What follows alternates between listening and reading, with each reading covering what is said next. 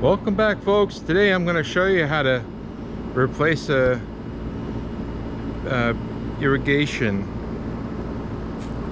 Found out my house that we bought last year has irrigation in the backyard and the front yard, and so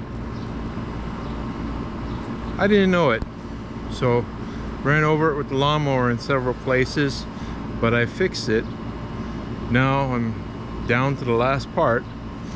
Dug it out. Let me show you. All right. So here's the problem. This pipe here got chipped off when I ran over the lawnmower, and so I kind of tried to jimmy it, but that didn't work.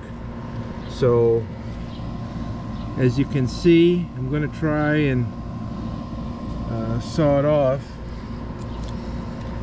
with this, and then I'm going to connect it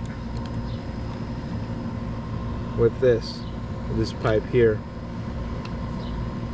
and I'm going to try that and see what happens.